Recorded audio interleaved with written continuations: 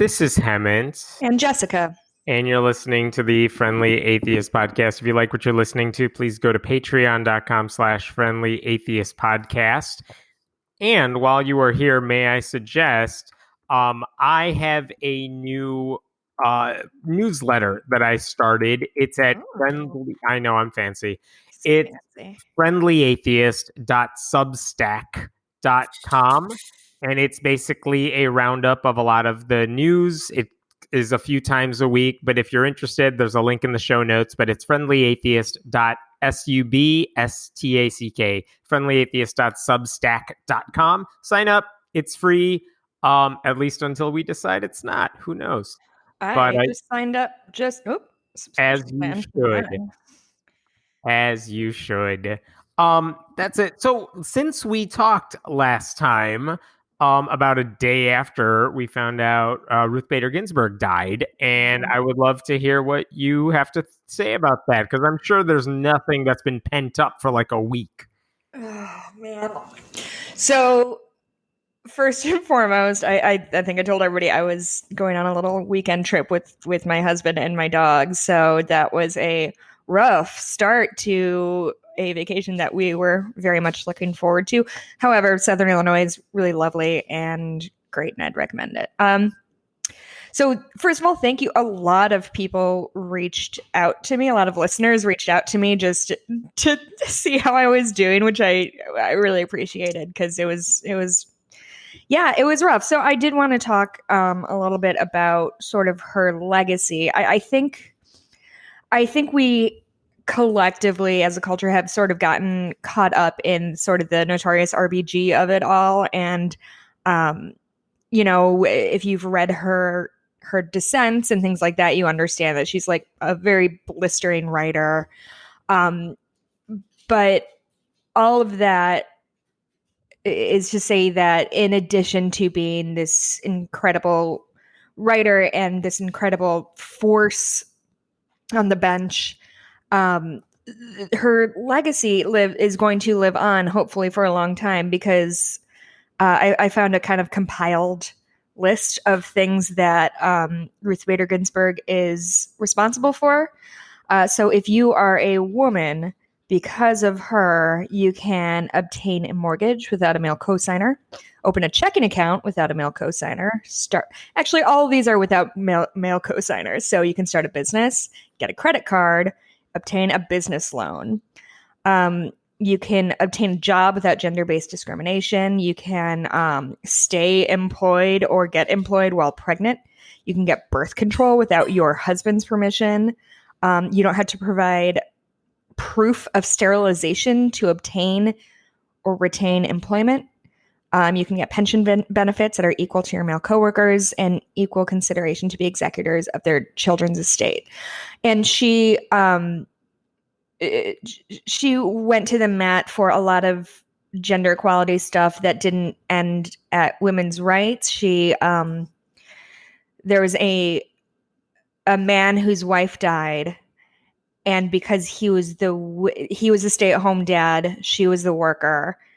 After she died, he wasn't qualified to get what a widow would get because he was a widower, because he was a man and he was expected to be in charge of the income. And she fought to make sure that no matter who you are, you get your benefits, no matter what gender you are. This was a really, really, really tough blow. Not just personally of losing somebody I deeply admire and who is still doing a lot of good. But it honestly, right now, I am kind of in full blown like November 2016 panic mode. I have been throwing money at Planned Parenthood. I've been throwing money at the ACLU because thankfully I'm in a position right now that I can do that. I'm gonna be honest. I'm really scared because I don't know what comes next. When I got the push alert that Mitt Romney was like, yeah, we'll definitely push somebody through before the election, like my heart fell to my feet. I mean, if you were counting on a Republican to save you, that's never a good sign right now. Which, yeah, of course. And Mitt Romney voted for Donald Trump's impeachment when his vote did not make a difference. Right. Because he knew he wasn't going to get impeached. And he voted for the automatic next nominee, who we'll talk about when his vote will make a difference. Like, don't give him credit that he doesn't deserve there. Right. And he wasn't the hero you were looking for. Yeah, I am going to say that it is good that I had some optimism left in me, that I thought maybe Mitt Romney would do the right thing, because that means I haven't been completely broken by the last 4 years and immediately thought everybody was just going to fuck everybody over. I'm truly scared. I'm sorry, I don't have words of comfort. I don't know what comes next. I don't know what happens if Trump replaces RBG with this fucking Handmaid's Tale bitch. Like, I don't know. And I'm scared, but I'm also gearing up for a fight. So as someone with no emotions, let me talk about some of the stuff that was crossing my mind in addition to everything you said, which... Okay, I'm going to mute my microphone so I can just silently cry with some dignity. Sounds good. A couple things to keep in mind about RBG. So when it comes to church-state separation cases, she was actually not the pivotal vote, because those were, at least as the past few years, those were not the 5-4 cases. We've had a case recently that involved like a giant Christian cross on public property. That was a 7-2 vote. Like, so one judge flipping isn't changing that. The downside is she was one of those 2 judges that was like, church-state separation is good. That's what we're losing. We're down to like 1 strong church-state separation person on the court, even though there are technically 3 liberals. But yeah, this is what we're facing. It's now like a 5-3 conservative court. It's about to be a 6-3 conservative court. And by the way, I have used this phrasing, so I want to correct myself and correct any of you listening. Here's what Democrats should do. Let's say they win the presidency and the Senate, which that's where my hope is. Like, that is within the realm of possibility. Don't say they should pack the courts, because that's easy for conservatives to jump on. No, you want to balance the courts. You want to fix the courts. That's the phrasing you want to use here. And keep in mind, for anyone who's like, well, you can't mess with the norms, you can't do any of that. Remember that when Merrick Garland was nominated and Republicans blocked him, Republicans were choosing to have an 8-member court. They changed the number of justices on the court to suit their needs. And remember, like Ted Cruz and many others said, if Hillary Clinton won the 2016 election, they were not going to nominate any of her. They weren't going to confirm any of her nominations. They said that. So they were planning to change the number of Supreme Court justices to 8 and then just get lower and lower as it would have happened. That's what they were planning on doing. So don't let them say like, well, Democrats want to expand the court beyond recognition. That's breaking tradition. No. That's already been happening. So let's fix it. That is within the realm of possibility. The one silver lining to all this is, I think, in the past few years, when Republicans have just broken the system to their own advantage, messed with what, if Democrats did what Republicans are doing now, Republicans would have a shit fit about it. Mm-hmm. So I think it's radicalized a whole bunch of moderate Democrats. Not enough, not all of them, but enough of them where it's like, yeah, should we have like just 11 people on the Supreme Court and just have hopefully President Joe Biden nominate like 3 people, 5 people, 7, whatever. Is that an arms race that will never end? Could be, whatever. It's what Mitch McConnell would do if he thought he could get away with it. So I'm fine with that as an option. So to your point about he's going to replace Ruth Bader Ginsburg with her polar opposite ideologically, yeah, that's going to happen. The way to respond is by undoing that, by adding more people to the bench. That's one way to fix it. Sure, you could do term limits, you could do whatever law you want to put in there, but for now, expand the court. There's nothing stopping Democrats from doing that other than willingness to play hardball with it. One other thing to keep in mind, this is what has worried me for a while.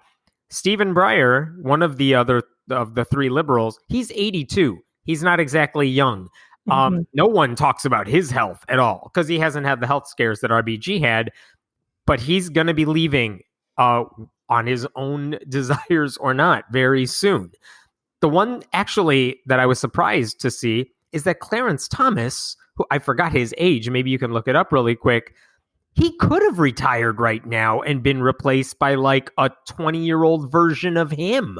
And he chose not to. He is making the same mistake that people are accusing RBG of making in like 2008. They said you should have retired while Obama had like a filibuster-proof Senate. Could have done it. You could have been replaced then, and people got mad that she didn't do it because she felt she was in good health. She felt she had a lot to contribute, which she did. She thought she could be replaced by Hillary Clinton, and then she could have retired. That didn't happen. She miscalculated. But Clarence Thomas is making the same mistake right now. That's a flip that could now happen because it doesn't look like he's leaving. I don't know. Maybe if Trump loses, he'll retire magically on like November 5th. And then Republicans will replace him in a heartbeat. I wouldn't put it past them. But keep that in mind. Like, those are a couple... The whole court is a stupid way of doing everything. I do want to talk about her parent replacement. It's Friday morning as we tape this. Trump says he's going to announce his nominee on Saturday afternoon. Late Saturday afternoon. Thomas is 72 years old. So he's not fully old, but like if you're expecting like 8 years under Democrats or something, like he could have retired right now with Republicans pushing him through. And again, forget the presidency. Even if Democrats regain control of the Senate, like Clarence Thomas is assuming Republicans will be in power for a long time. Who knows? Let's talk about the apparent replacement for RBG. At least on paper, this is what everyone seems to be saying. It's Amy Coney Barrett, who was on the short list when Brett Kavanaugh was selected, and she wasn't picked. And the reason people are kind of pointing at her is because she's made it very clear in her writing that she opposes women's rights. She opposes abortion rights. She is a conservative Catholic who has the Federalist Society's stamp of approval. She's 48, which means she'll be around forever. And which is why they want to replace her with that. She worked for Antonin Scalia before Trump nominated her to the Seventh Circuit U.S. Court of Appeals in 2017. And basically, since that time, and I wanted to quote this because it was just it was a punch to the gut. This is from Mark Joseph Stern at Slate. We now have at least 3 years of her writing for the appellate court, where like this isn't hypothetical anymore. This is what she's done. I'm going to read this paragraph. Barrett always seems to choose the harsher, stingier interpretation faced with two plausible readings of a law. So, can job applicants sue employers whose policies have a disproportionately deleterious impact on older people? Barrett said no. Should courts halt the deportation of an immigrant who faced torture at home? Barrett said no. Should courts halt should they protect refugees denied asylum on the basis of xenophobic prejudice? Barrett said no. Should they shield prisoners from unjustified violence by correctional officers? Barrett said no. Should minors be allowed to terminate a pregnancy without telling their parents if a judge has found they're mature enough to make the decision? Barrett said no. And should women be permitted to obtain an abortion upon discovering a severe fetal abnormality? Barrett said no. Those are not hypothetical. That's stuff she has now voted. That's why they want her. They want her on the court so she can make sure women are punished. People are pointing to her writing that she did when she worked at Notre Dame as, I believe, a law professor, when she was a law student. Also, fuck Notre Dame. That too. And like she wrote a lot of weird, messed up stuff. But again, there's a difference between writing a hypothetical law review article where you are like, here's what the law could do, here's how judges could act, versus now she's been on the bench for 3 years. We have a paper trail. It's not good. Point to that. That's a more powerful indicator of what she's actually going to do on the court. And of course, the like X factor to all of this, barring some other weird scandal no one knows about, is that she belongs to a sect that's not affiliated with the Catholic Church, but it is a sect called People of Praise. You mentioned the word handmaid, and I want to clarify this. This is a group that refers to men as heads and women as handmaids. They actually mean that in a good way. It's a reference to a Bible verse, like the Handmaid's Tale, and the way we think of the word now, which is not a good term, that actually came out several years later, kind of like the book's popularity co-opted that word and made it sound bad. So I think it's unfair to attack her for being part of the handmaid cult when that's not how they mean it. But also, like, I go back to this. I don't care about her weird religious beliefs because guess what? Everyone on the damn court has weird religious beliefs. Most of them are Roman Catholic. They think a communion wafer is Jesus, like not metaphorically. It's all weird. It doesn't matter that much though. And the thing everyone, conservatives especially, are latching onto is when Dianne Feinstein, a senator from California, a Democrat, said during her confirmation hearing to the appellate court, like, the dogma lives loud. What did she say? The dogma lives loudly within you, which is a reference to saying she uses her religious beliefs to guide her decision making, which is a legitimate complaint. But she said a stupid thing that could be taken out of context and used as sound bites, which it totally has been. The question that I think is legitimate is, how is her faith going to guide her policies? Because she had said Catholics are against the death penalty. So what happens if a Catholic judge faces a death penalty case? If the church opposes capital punishment, but the law allows for it, what should a Catholic judge do? And she basically said, you got to follow your religion and not the law, which is a frightening thing, which deserves to be questioned. That's the thing Democratic senators ought to push on. It's not about her quote unquote weird religious beliefs. Again, you could play that game with everyone. And that's the bait they want you to pick. Like, that's part of the reason they like Amy Coney Barrett, not just because she's anti-woman, not just because she's anti-abortion, but because she's so openly religious, or at least enough is known about her religion, that if anyone dares to bring it up, conservatives are going to be like, persecution. Why would you yell at her about her religion? Why do you hate God? Like, that's the game they want to play. And you don't have to fall for that. Democratic senators don't have to fall for it, because there's plenty in her record to challenge and legitimate questions that you could phrase well about how your beliefs that you're bringing from outside the law are going to impact your decisions in the law. So, I mean, I hope they're careful about it. Will the confirmation hearings mean anything? No. Will they even have confirmation hearings? Not really. This isn't going to be like a formal thing. They're just trying to jam her through as quickly as possible before the election so Donald Trump can have like one more campaign ad. But yeah, it would be disturbing if she got on the court. It looks like she is going to be on the court. But the court's the problem. It's not just her. If it's not Amy Coney Barrett, it'll be somebody else. The answer to that is, if Democrats can get their shit together, win the election, win the Senate, you got to balance it out. You got to respond. You got to respond in a way Mitch McConnell would if he could get away with it. Get rid of the filibuster. Expand the courts. Expand the lower courts, because Trump has packed those as well. And I think all of that is important. And I kind of hate that Ruth Bader Ginsburg legacy is tied into what happens over the next few weeks. But also, that was pretty much always going to happen. The thing that I think pissed me off more than anything is her dying wish that she dictated to her granddaughter was, I'm paraphrasing here, you might know it, like, don't let the next, what'd she say? Her final words to her granddaughter: my most fervent wish is that I will not be replaced until a new president is installed. And know that it's more of a honor system. Like, will anyone have to listen to that? No. Are Republicans going to take that seriously? Of course not. But I hate that, like, her final thought was not, I'm glad I could help women. Let me just die peacefully. Like, her final months were, I have to stay alive because democracy rests on my 87-year-old shoulders. Yeah. And I've seen a few interpretations of, like, maybe one woman's death throwing everybody's physical rights into jeopardy maybe means we don't have a super great system in the first place. Yeah. I just, I don't know, man. Every piece of this all is the more reason for liberals who are like, Biden's too centrist for me, I'm not going to vote, or I'm going to vote third party. Like, again, we've said this before. It's not about him. He's one dude. You are voting for the Supreme Court. You are voting for senators. You are voting for policies that could make a serious difference in other people's lives. I can't remember if I said this on the podcast or not, but like, I want him to win. I want Biden to win. Of course I do.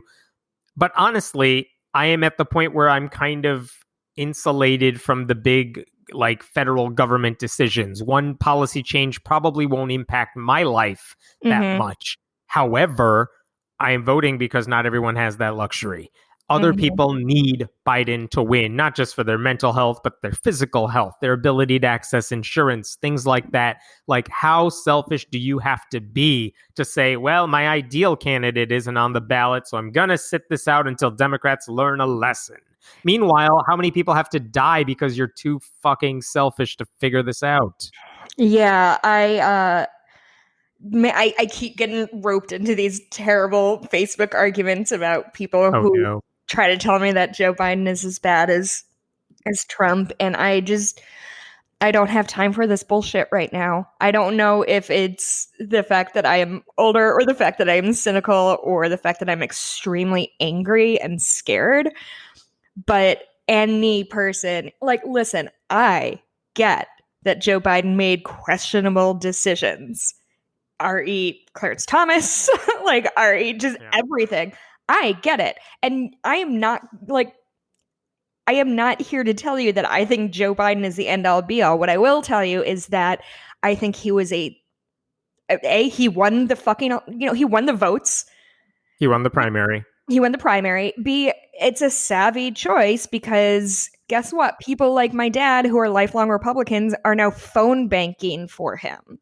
You think he was do you think an old white guy is going to phone bank for fucking Bernie Sanders? It wasn't going to happen. Like, I think it was a savvy choice. I heard someone saying, this is a right-wing conservative pundit, basically saying, you got to vote for someone like you would select a husband or boyfriend. Go with the strong alpha male type, which is Trump. It was a stupid argument.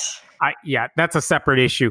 But I do want to say that, like, the biggest problem I have with that argument is no, because if you're selecting a romantic partner, you shouldn't settle. I mean, God, I hope you're not settling. But when you're choosing a president, they're never going to be perfect. You do have to pick the best available option to get closer to what you actually want. I want to point out a couple quick things. Things that Democratic senators should ask Barrett or whoever is the nominee. We want to know what her positions are on abortion, which the Catholic Church opposes, and same-sex marriage, which the Church opposes, and birth control, which the Church opposes.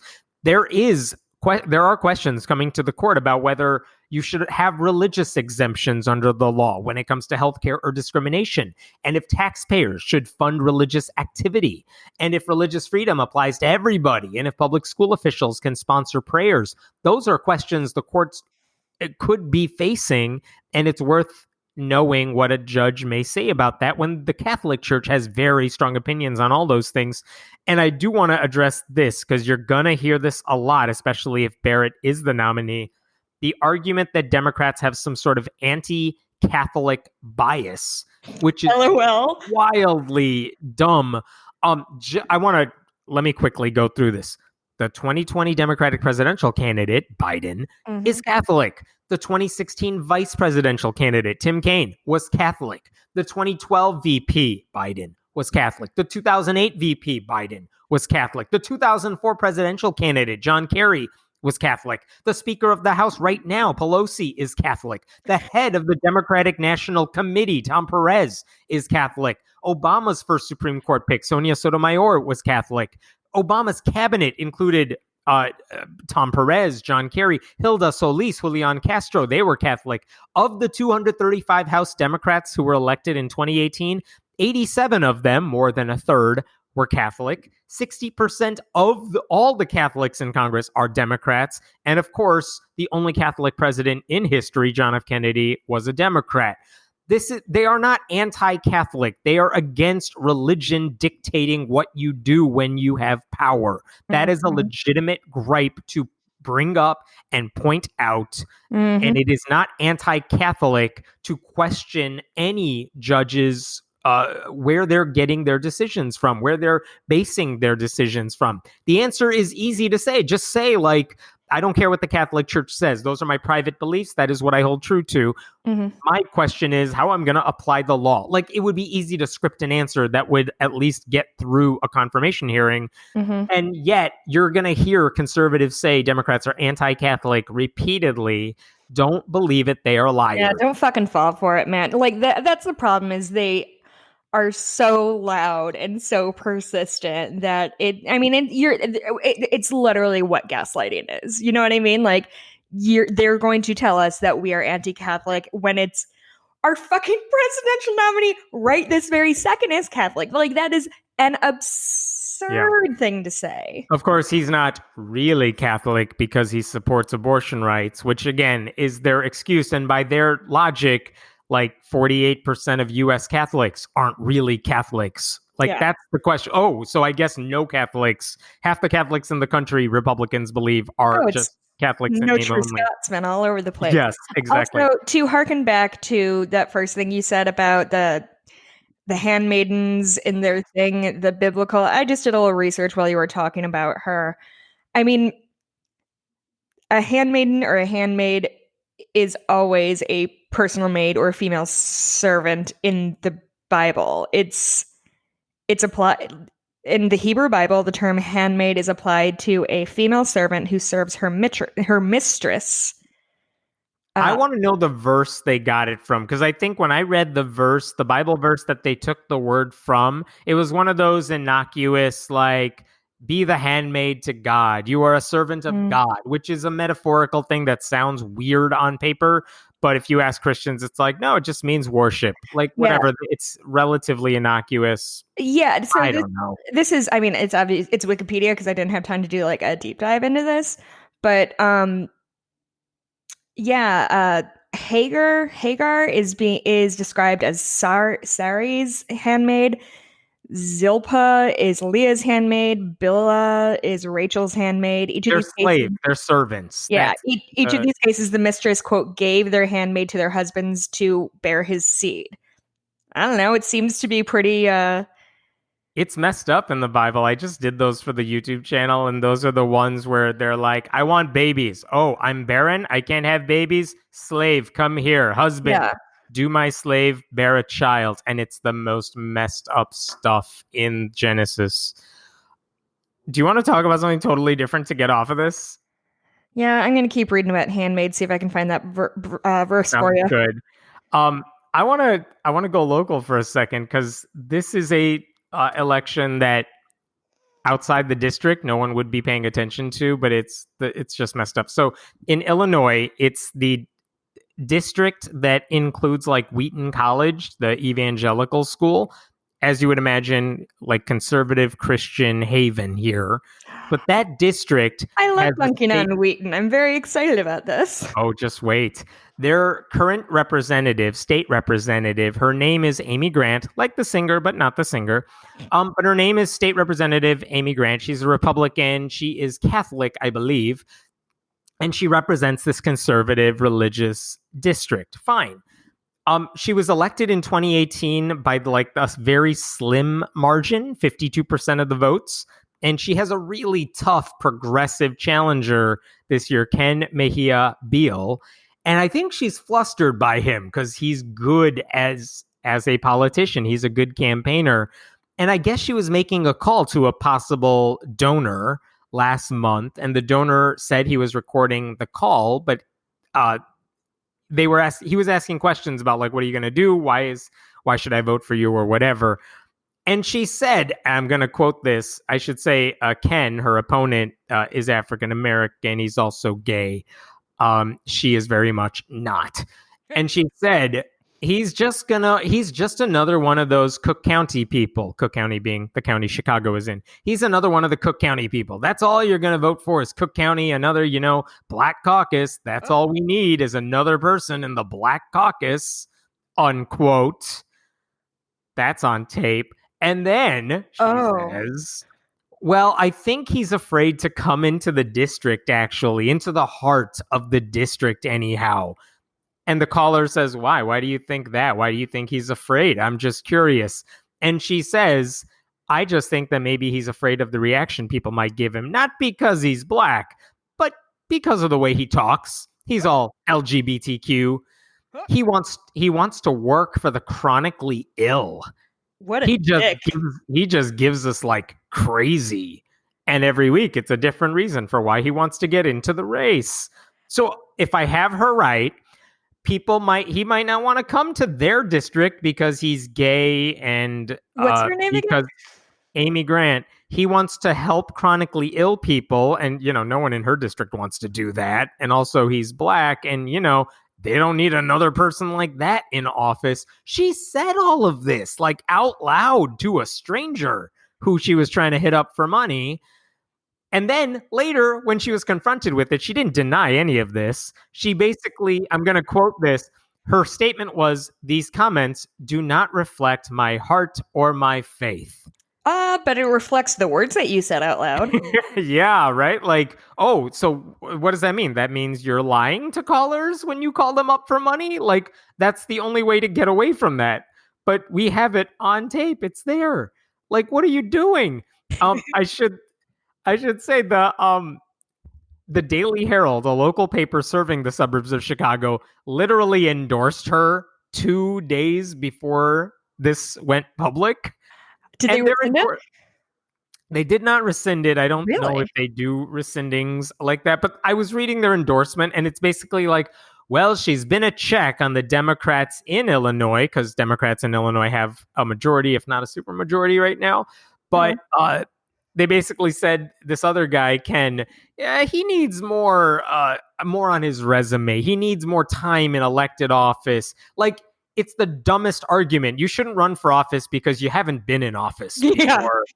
Like, but meanwhile, she has horrible ideas and horrible beliefs, and they're like, well, she has experience. I guess we should go with her. Like, it's everything wrong with local newspaper endorsements and politicians. But anyway, my favorite thing, last part to finish this off, the Daily Herald did get her on the phone to speak with their editorial board after this went public. And she had to read an apology. Like, literally, it's a Zoom call with like a bunch of Brady Bunch looking screen. And she's staring at a piece of paper. I made a very clumsy and insensitive statement that does not reflect how I feel, ... My faith is part of my daily life. And hearing those words calling me racist, speaking of other people, rocks me to my core because that's not who I am. And as we all know, you're only a racist if you stand outside with the KKK hood on and say, I am racist. That's it. No one else gets then we have to see this in shades of gray. It's interesting because the Daily Herald also endorsed Lauren Underwood, who one of the Oberweises, who's a centrist Democrat who flipped a red seat in the 2018 election. Sure did, and I knocked doors for her and met her. Yes. She's dope as fuck. She's also the Oberweises are a not great Chicago family. She's up against a billionaire Republican, or I don't know if he's a billionaire, but a very rich Republican who has lost every campaign he's run in Illinois. Is Oberweis sucks and his ice cream sucks. Is Oberweis national or is it just a Chicago thing? I don't know how far they expand. Okay, if you don't know or if you're not American or whatever, Oberweis is like the dairy brand in the Chicagoland area. Like when people used to get milk delivered, it was always in this, like my rich friends had like Oberweis bottles of milk in their fridge, and their ice cream is extremely good, but the family are monsters. He's running on a campaign of like Trump isn't awful, and it just doesn't fly in this part of the state. Like, he's running in the wrong part of Illinois to run on that platform of Trump isn't the worst. Vote for me. Yeah, I mean Underwood's campaign, by the way, her campaign commercials are like, I got laws passed that Donald Trump signed into law, meaning I'm a centrist who can get shit done with the other side. That's why you should vote for me. She's not like the squad. She's very much like, no, I'm just here in the middle to get things done. That's why she's not even in a toss-up district, I don't think, right now. Yeah, I actually thought it was a toss-up. But anyway, I don't want to like get too hung up on local politics. But yeah, like she's in the 14th district, which is like thanks to gerrymandering, a truly wild district. Like it literally goes from Wisconsin down to like fucking Kenosha or something crazy like that. But I don't remember it's there are definitely places as you get further away from the cities that flies. I will say, driving down I-55, yeah, Southern Illinois, I was gonna say. Boy, we passed a farm or something, and there were Trump signs like in the trees. It was truly one of the wildest things, and it made for a very stressful ride. That's what happens as you go southern Illinois. Yeah, a really like cheery old man held a door for me, and he was wearing a Trump 2020 hat, and I just like froze like a fucking possum. Like, You did something nice, but you're a horrible person. What do I do? What do I do? Thank you. I guess I didn't want to touch this gross door of this gas station. Speaking of racism. Yeah. Let's talk about this. Okay, on last Saturday in North Carolina, there was a Trump rally. It happens. They're going on in places. And one of the people who spoke at the Alamance County Trump rally was a preacher named Jesse Hersey. And he kind of gave the spiel that a lot of politicians would give if they were running for office, which he is not doing. But he said the thing like, I'm a Christian first and I'm a Republican second. Okay, and everyone in the crowd claps because you know your priorities, right? And he's encouraging the, quote, silent majority, which is racists who don't want to say it out loud, to vote for Donald Trump. Okay, whatever. That's what I expect from a Trump rally, right? After the rally ends, they did one of those things that it's pretty much like a stereotype of the South where everyone got in their pickup trucks and drove around with their Trump signs and flags, honking their horns, telling people to vote for Trump. Cool. And so everyone's doing this pickup truck parade of sorts, and there are people catching it on camera. And one of the people who was videotaping the parade of cars happened to record a black pickup truck, which Jesse Hersey, the preacher, was driving. Whoops. And he yells out, I mean, you could tell it's him because he was wearing a hat during the rally, and that hat was on his dashboard. You could see it. There was an orange sweater, which was connected to him as well. Like, you could see it's him. There's no doubt it was him. And then this preacher, as he's driving, puts his head out the window, cups his hand over his mouth to, like, amplify what he's about to say, then screams out, white power. No. Oh, yes. Y'all are saying the quiet part out loud again. Yep. And so the young Republicans of Alamance County who organized the rally, they're like, we have nothing to do with that guy. He's been removed from our organization. The organization said we oppose racism, but they would not elaborate. Hersey himself, who closed down every social media profile he had, said he denied any forms of racism. And then disappeared. Like, okay, sure. I am obsessed with it. Like, genuinely, my favorite. You don't get to decide if you're racist. We get to decide if you're racist. Genuinely, my favorite subtext of the Republican Party is like, I'm not racist. I just think white people are better and deserve more. Like, how is that racist of me? Like, it's called patriotism. Right. And it's honestly like the thing that will haunt me for the rest of my days is how we as a society have somehow decided it is worse to be called a racist than to be a racist. Yeah. Like, oh boy. This is wild stuff. Weird, wild stuff. One last local Republican story for you because it's religion-based too. This is from the Republican Party of Taylor County in Wisconsin, which is a conservative area. They put up an ad in a local paper that never really would have seen the light of day outside their community, if not for a guy who wrote a letter to the local newspaper who questioned an ad that was placed in the local newspaper. And this ad, I found the ad, and what the ad says, it's paid for by the Taylor County Republican Party, and it urges people to vote for Trump and Pence. Okay, fine. That's what I expect in their ads. And the way they did it, they said, what are you for? Here's what Biden stands for. Here's what Trump stands for. Under the Trump list, they say things like against abortion, capitalism, Christianity, small government, pro-gun, lower taxes, legal immigration, whatever. We can parse through that because a lot of that is BS anyway, but okay, there's your list. On the Biden side, pro-abortion, socialism, big government, anti-gun. Okay, you get the idea. Yep. Standard Fox News style rhetoric. But they did this like Biden is pro-abortion, Trump is against abortion. Biden is socialism, Trump is capitalism. But check this out. They said Trump is Christianity. What do you think they said for Biden? Ooh, I want to say it's going to be atheist, but I'm going to take a swing and say pagan. They actually went with, and I'm quoting, question mark, question mark, question mark, question mark, question mark, question mark.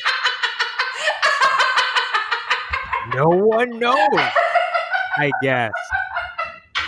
No one knows what he is or what he stands for, even though I feel like I've been hit over the head from Biden when it comes to Catholicism and the fact that he is religious and the fact that I'm muting and telling Mikey because he heard me laughing so hard. All right. You keep doing that. So I reached out to the Republican Party and I'm like, I would like more explanation on your question mark ad.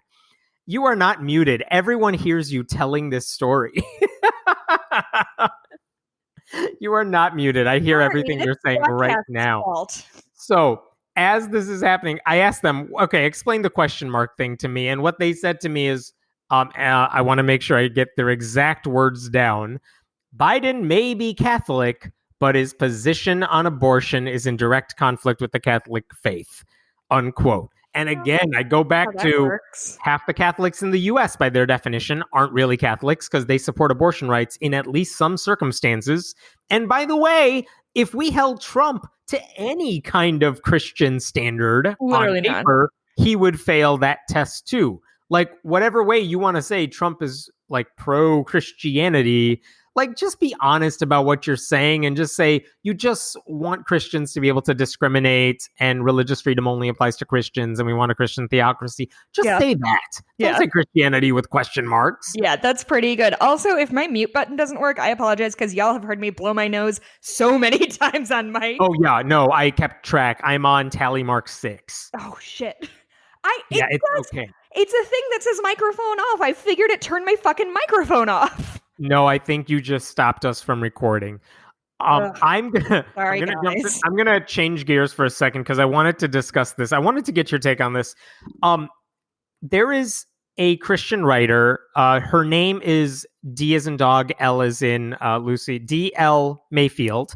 She goes by the initials, but she wrote an article for Religion News Service that basically said she's always been an evangelical Christian. She's white. She's a white evangelical. Mm-hmm. And she's not a fan of Trump. And when Trump's victory was in large part attributed to like 81% of white evangelicals who voting for him, she's like, well, he doesn't represent me. But also it's my label. You can't take that from me. And I want to stay in the fold and I want to help change evangelical Christianity from the inside, which I understand. Like, I get that feeling. Mm-hmm. She wrote an article this week basically saying, I can't call myself an evangelical. And she said the tipping point for her was she went to a concert, a Christian concert that was hosted by this preacher named Sean, I don't know his last name, Feucht, F-E-U-C-H-T. Basically, he's this a preacher who's been going around for weeks and months now doing massive outdoor concerts, no masks, no social distancing. And he's basically telling people, like, who cares? We can beat the virus with Jesus. They're all super spreader events. And all these people, like thousands of people attend these concerts. She went only with a mask to hold up a sign, basically calling out their hypocrisy and like, we should listen to science. That's why she was there. But she wrote in the essay, for almost 2 hours, I was constantly confronted. yelled at, live streamed, prayed over, and told I was not a real Christian. And she says, we read the same Bible. We call ourselves Christians, but we are not singing to the same God. I lost my religion that day in that crowd of worshipers. She's still Christian, by Wow. the way, but she said she lost her faith. She says, I can no longer call myself an evangelical because what defines a white evangelical in the United States has become a longing for an authoritarian state where Christianity is prioritized and privileged. So here's my question to you. I should add one more thing. She said, if I'm being honest with myself, I know I was kicked out of the evangelical world a while ago. I was told I could not write for Christianity Today anymore, Really? the magazine, because of my stance on LGBTQIA issues. And she said, I routinely have evangelicals question the state of my salvation because I support Black Lives Matter. So she is now ditching the evangelical label. She's a Christian, but maybe lacks a denomination, lacks a more specific label, which good for her. I'm glad She's like figured a it out. step away of saying she's just spiritual. Yeah, pretty much. But she's very clear that she is a Christian. She follows Jesus, all that stuff. My question is, if you are coming to this realization now, after everything we've been through, after white evangelicals have been connected to this, because again, it's not like Trump was the first time people ever knew white evangelicals were just awful when it comes to public policy, when it comes to what sort of harm they want to cause other people. Part of me was like, I'm glad you're here now, but also where the hell have you been? Right. You're not 12 years old. Like, you've been doing this for a while. You've been interested. You've been cognizant of what's been happening. Right. Like, why is this brand new information to you that white evangelicals, like, they've been anti-gay, they've been promoting racism, segregation stuff. You know what white evangelical churches look like. And part of me is like, come on, where have you been this whole time? I don't know how much praise I should give her in my mind for figuring this out, like, now. When it's like, what? Come on, really? Now, like, I'm glad you're here and I want to praise you for that, because it's never easy to come out like that publicly, much less. Right. But like, it's someone saying, well, I guess I'll vote for Biden, like, today. Like, really? Something happened today that changed your mind? The hysterectomies, the refugee separation of families, the racism, the sexism, the pussy grabbing, none of that did it for you? Really? Yes, I get it. I understand why you feel that way. Am I bad for being mad at her for not figuring this out now? Because I'm sure people are listening. I mean, we've gotten emails from people who are listening, who are like, I've been listening for a while, and I think I'm kind of where you're at right now. And I'm like, I appreciate that. I'm glad you are willing to take that leap. It's not easy, but also really now. Yeah, so I understand your frustration for sure, but man, whatever it takes to like build our coalition, you know what I mean? Like, yeah, I am, because it sounds to. You said she was never a fan of Trump?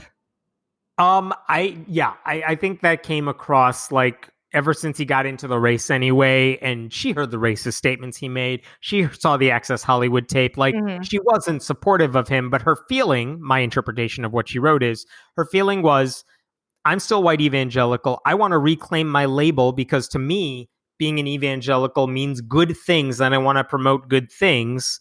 It's kind of like, look, if an atheist turned out to become a mass murderer and did a shooting, atheist would be a very dirty word for a lot of people, but I could say that's not what it means to me, and I want to reclaim the word.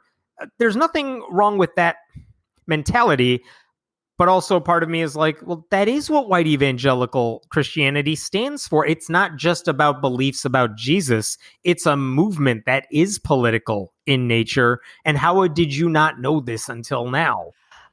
Can I posit something maybe? So I bet a lot of our listeners are people who grew up in a religion and therefore had to, if they are atheists or non-religious or whatever, had to leave that. I'm sure that in hindsight, they kind of had moments of like, well, this should have been my tipping point. Or like, I think it takes people a long time to come to terms with any major change. And something as big as like leaving the evangelical church is no small task. But so I applaud her for being able to change her mind and change her views, because a lot of people will never do that or even attempt to do that. I'm not gonna like bend over back. I'm not gonna like, fucking pin medals on her. But listen, welcome. Welcome to Resistance. It's fun here. We have cake.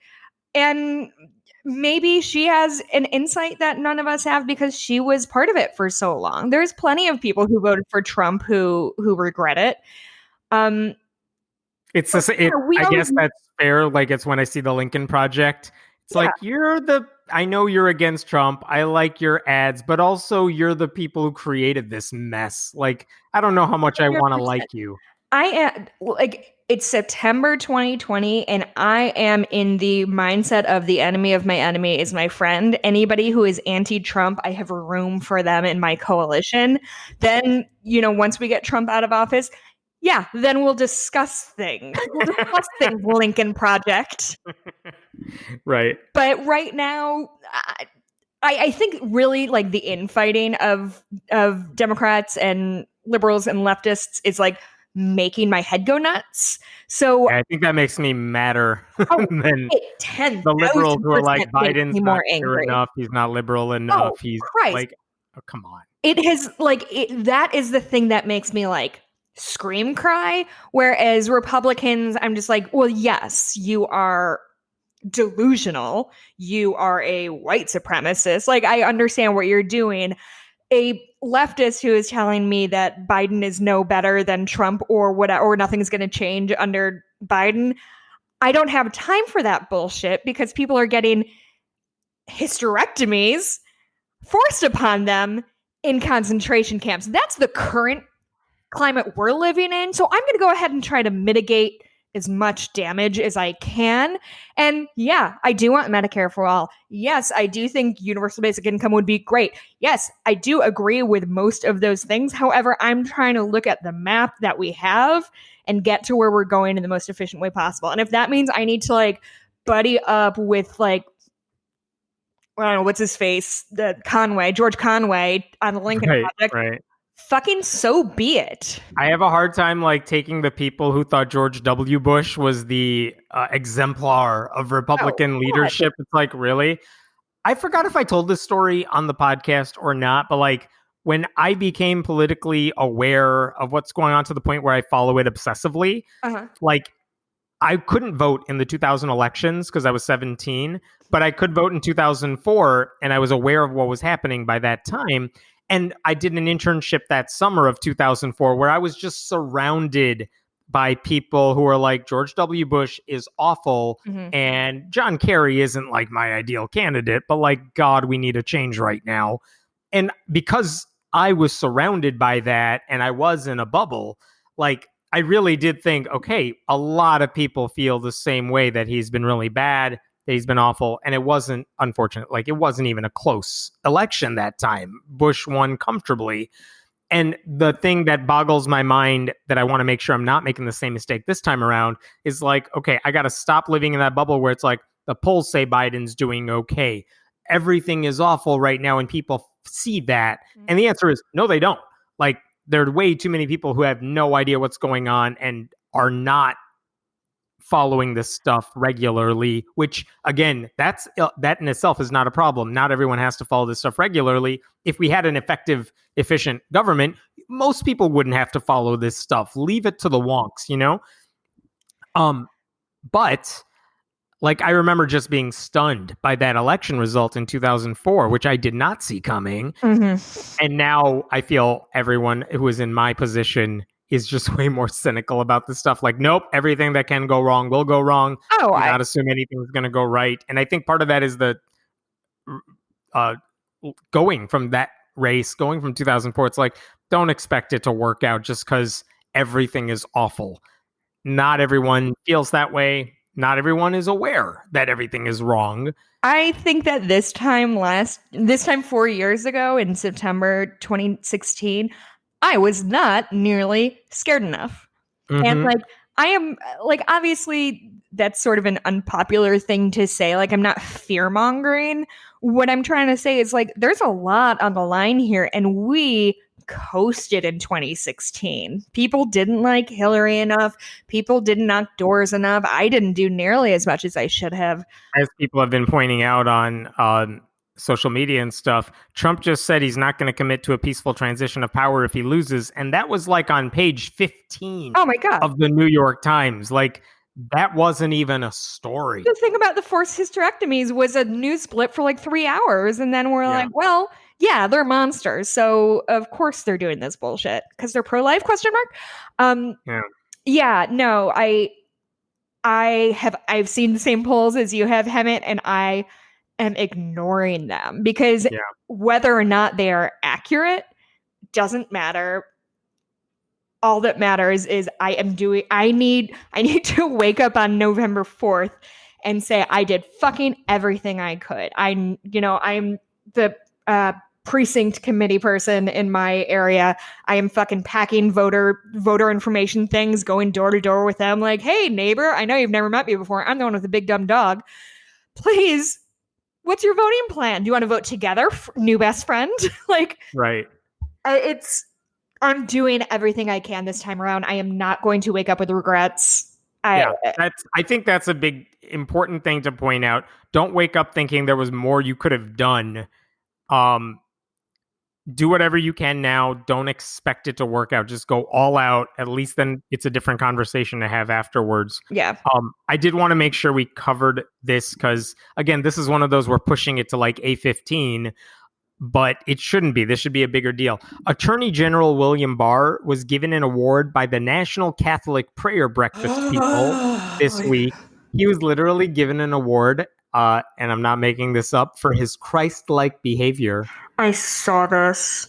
And one of the things he said in his speech is, I'm going to quote this, in American public discourse, perhaps no concept is more misunderstood than the notion of separation of church and state. Oh, good.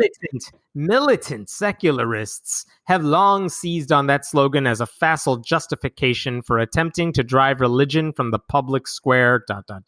Separation of church and state does not mean, and never did mean, separation of religion and civics. First of all, what is a militant secularist? I mean, us, I guess.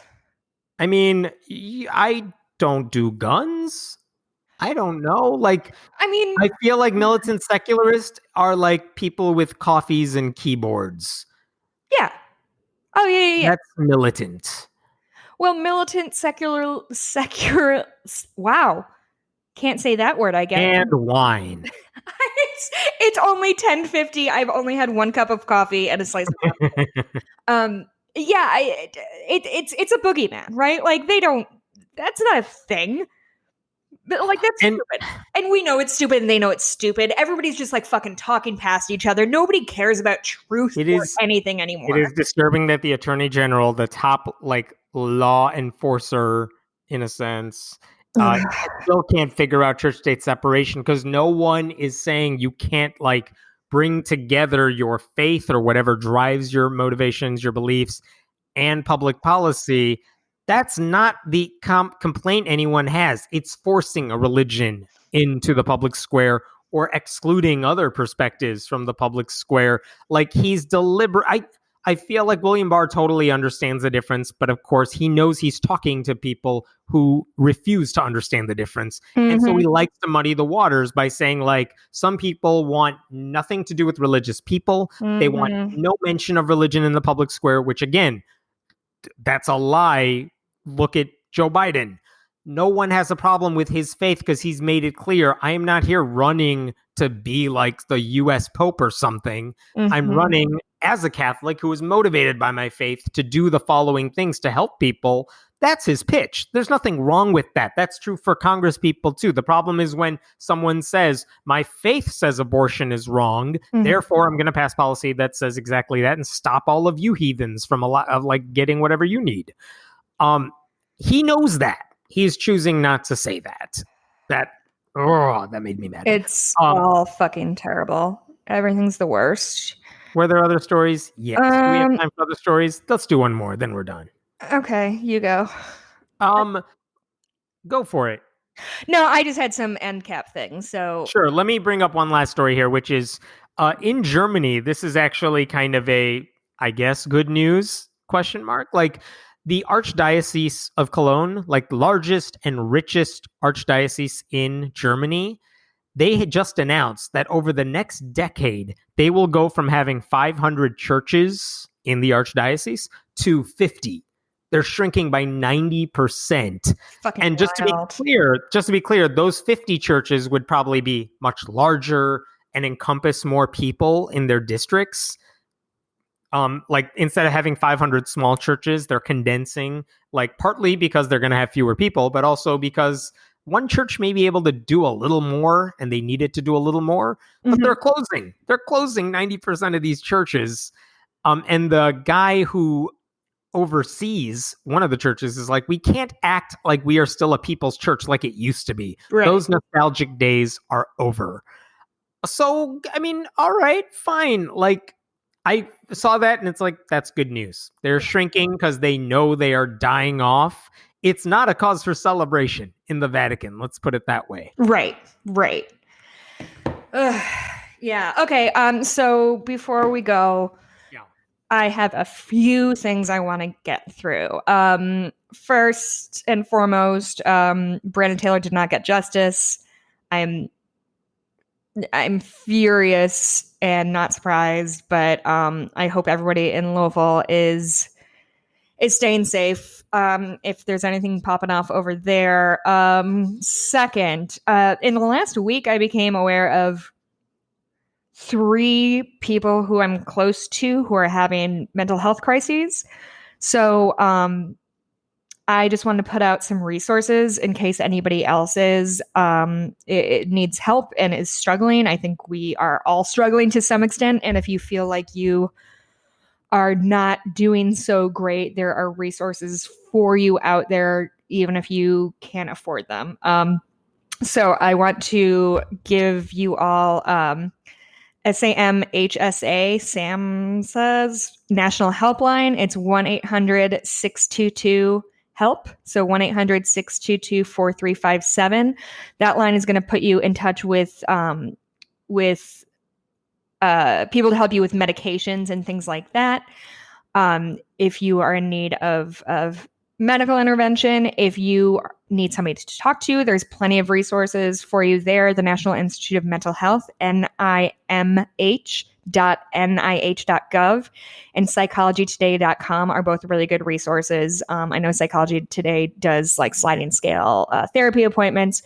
There are resources out there for you because this is a really, really tough time for a lot of people, and there's get help if you need help. There's nothing wrong with getting help. We all need it right now. So that's that. And then last, because this was such a fucking garbage week, I wanted to maybe cap with some good things that have happened or that we can recommend. Hemant, I have my little list, so I'm going to give you about 3 minutes to come up with literally anything you can recommend to our listeners to make them feel better, okay? I'll give you one. I'm working on a good news story. It's not ready yet. I hope I can announce it by next week. Okay, that wasn't as tangible as I hoped it would be, no, but cool, not. Thanks. But it will be. I'm excited about it, and you know I get excited about nothing. Yes, that is true. This must be a big story, I guess. Okay, so last night I just finished a book called The Sundown Motel by Simone St. James. It's like a spooky, scary book about a haunted motel. I loved it. Mikey and I also watched I'm Thinking of Ending Things, which is a new Charlie Kaufman. Am I thinking the right person? Yeah. It is truly wild. It is weird. It is not upset. It's just fucking bananas crazy. I loved every moment of it. It is absolutely not for everybody, but I literally only want to talk about it for the rest of my life. That's another thing. My husband is reading a book called Do What You Want. It is by and about the band Bad Religion, who, if you're not in on them, I think the band name really kind of gives you everything you need. Also, finally, upcoming, the podcast I do with my husband is called Cooper Duper. We are like full on in the dregs of the second season of Twin Peaks, which are notoriously pretty bad. So what we are doing to make it more fun for us and for our listeners is we're bringing on some special guests, which I'm very excited about. So this Sunday, we're recording an episode with Ross Blotcher. I also have some other prominent podcasters that I haven't gotten locked down, but I'm very, very excited about. And we're also going to talk to like some friends of ours. They're going to be very fun. It's going to be lighthearted and silly and dumb. And it's fun to record, and I hope it's fun to listen to. So if you want to hear Ross Blotcher of Ono, Ross and Carrie, a wonderful guy and rather famous skeptic man, you should listen to that. If you want to hear us talk about a woman who wears an eye patch and thinks she's 18 and has super strength, this is going to be the place for you. So do you have any like TV or books or media you can recommend? Sure. Look at this. Okay. There are new albums out this week by Fleet Foxes and Sufjan Stevens. So the white part of me is very excited this week. I did see Sufjan Stevens had a new album out. Is he finally going to complete his 50-state masterpiece, or is he just No, and he doesn't like that you are asking him about that. And his publicist would like you to stop asking him about that as well. Listen, he threw his hat over the wall. It's not our fault he couldn't come through with us. But listen. Hey, 2 out of 50, not a bad run. Come on, Field, Illinois is very good. Where do we find you? You can find me on Twitter. I'm at Blueberry, BLUEBURIE. I mentioned Cooper Duper, the podcast I do with my husband. I also have an Etsy shop. It's Bitches Get Stitched Done, which apparently has become a mode for several people to reach out for me, like listeners from the podcast. So, I just know you're here, so I just wanted to check in. It was very sweet and very, very kind of the several people who like checked in on me. It was, yeah. Oh, yeah. So if you want to custom cross stitch, I'm working on that. I'm very busy with it right now. So if you need something quickly, I would not necessarily recommend myself for that particular job. But if you're looking for something for the holidays or something like that, you can always find me there. Hemant, where can we find you? I'm at friendlyatheist.com. Please subscribe to my Substack, friendlyatheist.substack.com, patreon.com/friendlyatheistpodcast for us. And I'm at Hemant Mehta on Twitter. Okay, I was going to try to find a thing, but I just updated my phone, so now I don't know how the podcast app works anymore. I can't find our show. We will have 2 reviews for you next week then. We might not, because we haven't been... Oh, yeah, okay, I got one. My fave, 3 exclamation points from Dog Mom 216. Got it, Dog Mom? My absolute favorite podcast. Wish there was a new episode daily, LOL. Dog Mom 216, we have lives. I would love to do that. If you want us to do a daily podcast, go to patreon.com/friendlyatheistpodcast. Give us all of the money, and absolutely I'll do one of these every day. I have that much time and charisma. No problem. Okay, anything else? I'm good. We'll see you all next week. All right. Have a good one. Bye.